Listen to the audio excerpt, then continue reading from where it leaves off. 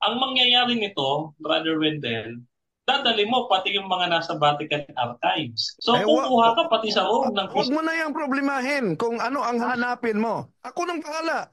Basta, hindi limited ang ating talakayan sa 27 fundamentals. Sisingilin ko talaga kayo. Gusto kong sisingilin ang Seventh-day Adventist sa mga koteksyon ninyo na hindi naman aklat katoliko na gustong ipalitaw ninyo sa katoliko yon.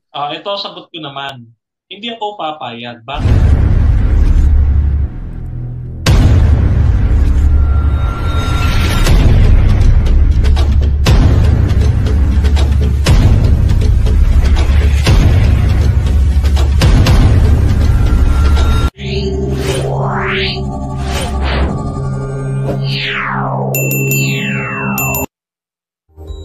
Kumusta? Muli ito yung lingkod, Brad Wendell Talibong makasama ninyo at sa mga suking taga-subaybay natin, huwag kalimutan na pindutin ang like sa ating live at huwag din kalimutang mag-subscribe at pindutin ang bell button para updated kayo mag-comment at i-share ninyo mga kapatid.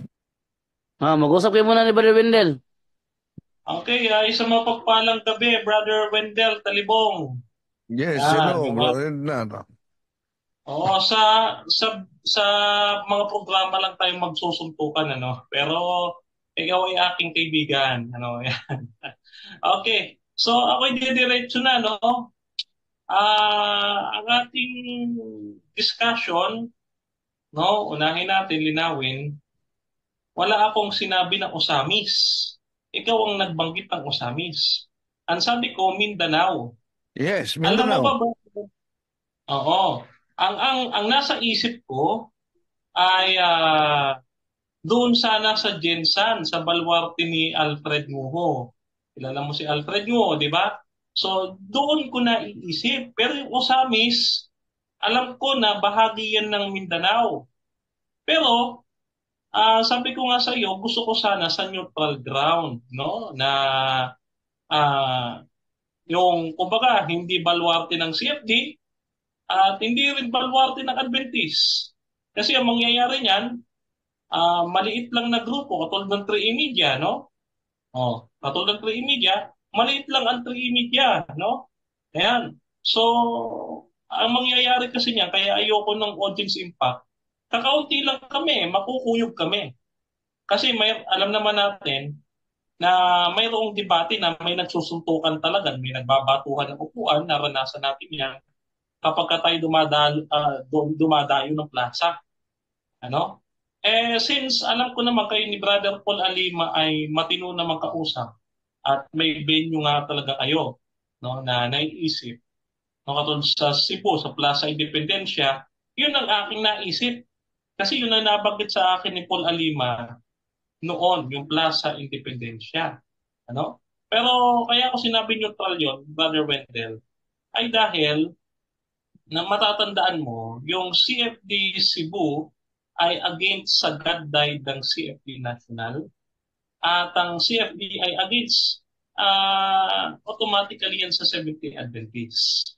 Kaya quits tayo. Ikaw ay nasa National o ako ay nasa Adventist. So So, walang problema yan, Bro Dinar. Tatanggapin ko. Pero yung sinabi mo na may naganap na suntukan kahit kailan hindi pa yan nangyari sa simbahang katoliko, no? Na debate. So, tatanggapin ko na magharap tayo sa ah, Cebu City and then yun sa Plaza Independencia na sinabi mo.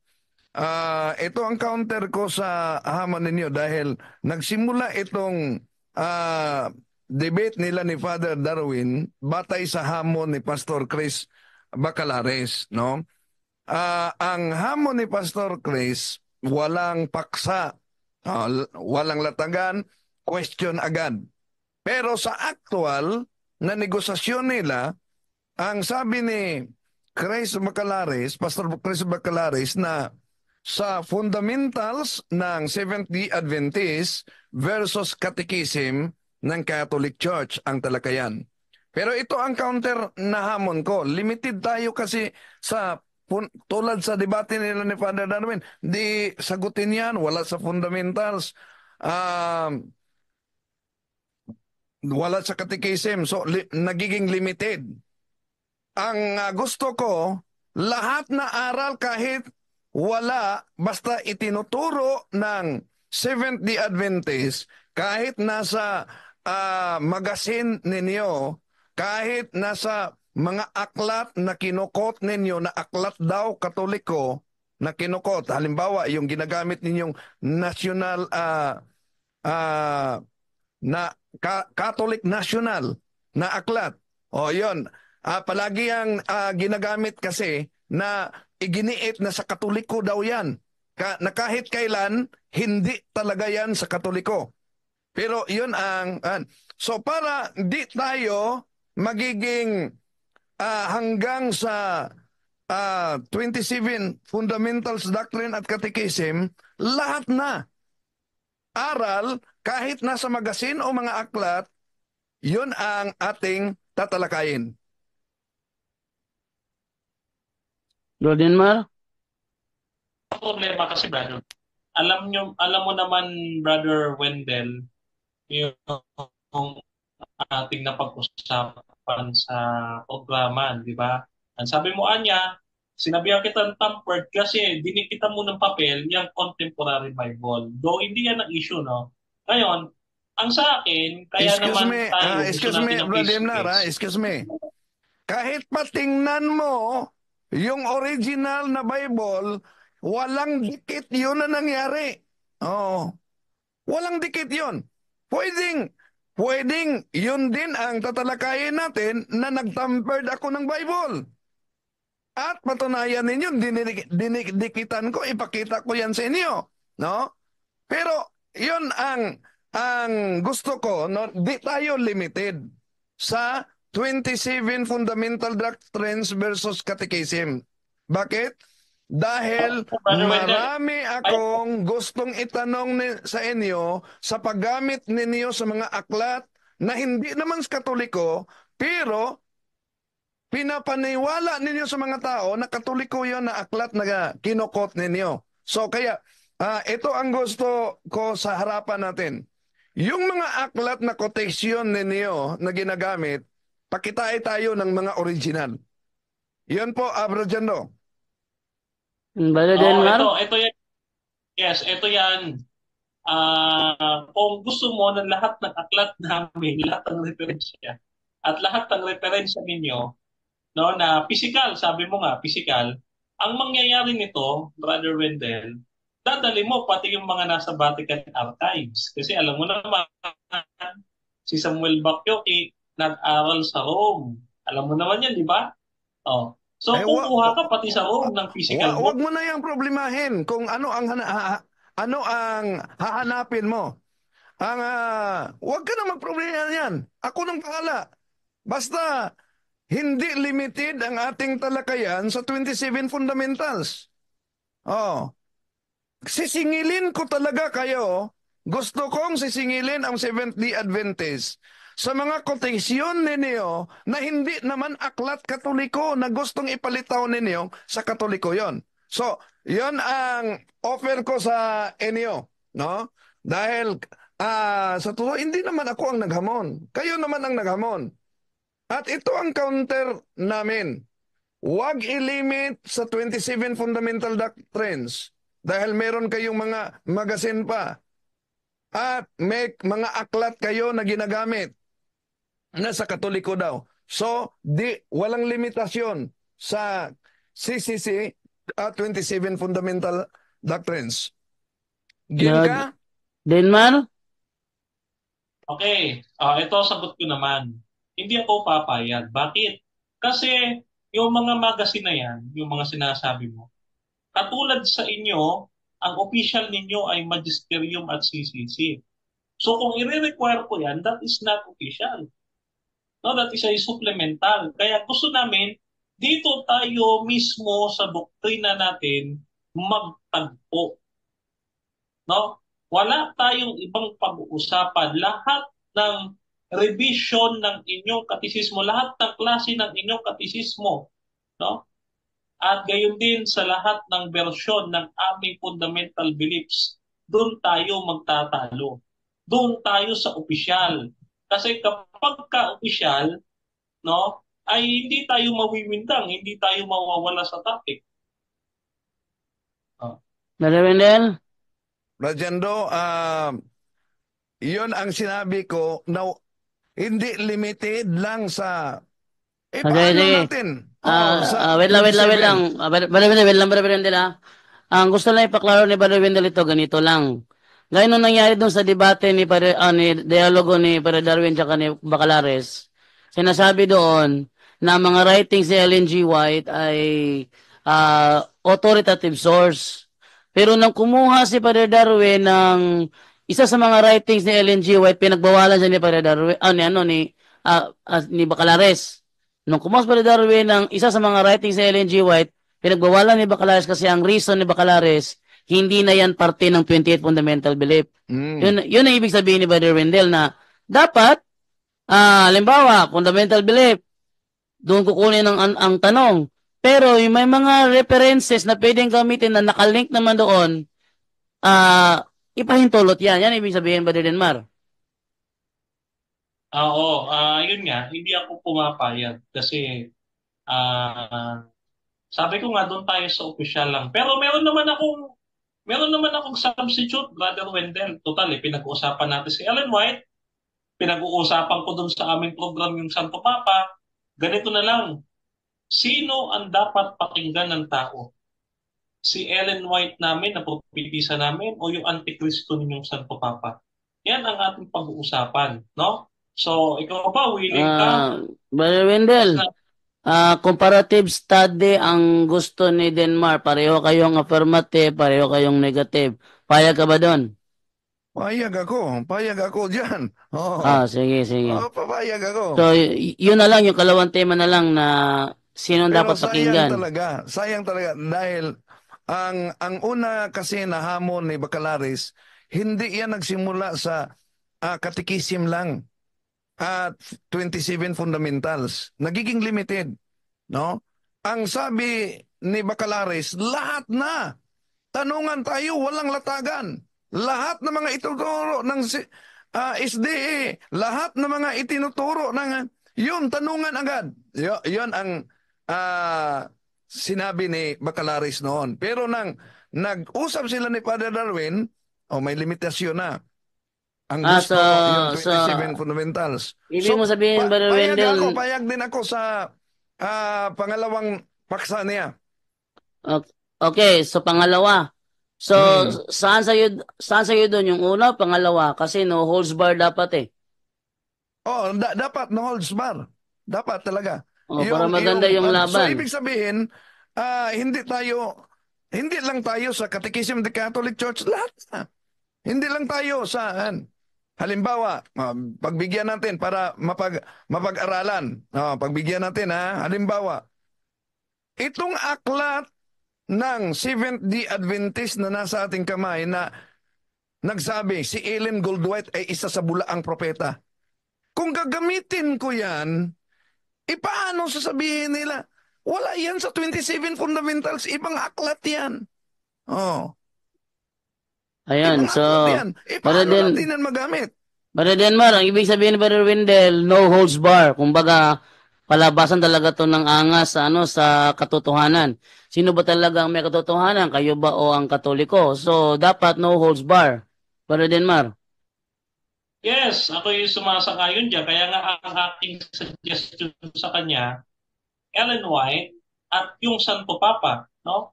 Na, siyempre, alam mo naman, yung ating pinag-usapan doon, no? Yung apostolic succession, yung Papa, mababanggit yan yung mga references. At maaari mo ring idalhin yung mga sinasabi mong mga magazine, mga aklat ni Ellen White, lahat pwede mong ilatag doon sa ikalawang paksa. Ngayon, kung yan ang sasangayunan mo, paksa. Ito. Sino ang dapat pakinggan ng tao? Si Ellen White o ang Papa sa Roma? Okay, Brother Wendell. No holds bar pa rin yan, Brother Wendell, kasi lahat na, pwede na ilabas lahat. Oo, sige. Basta, Pwede ilabas lahat. Okay. Okay. Ano, tagwa 1 hour pa rin kayo? 1 hour, question and answer. Sige. Tapos hati-hatiin ng tag 30 minutes para palitan. Yes. Okay. Okay, so Okay. okay na yun. So, plus sa independence siya. Ang tanong ngayon, No. ang exact date. Kasi magpapadala ako ng cameraman eh.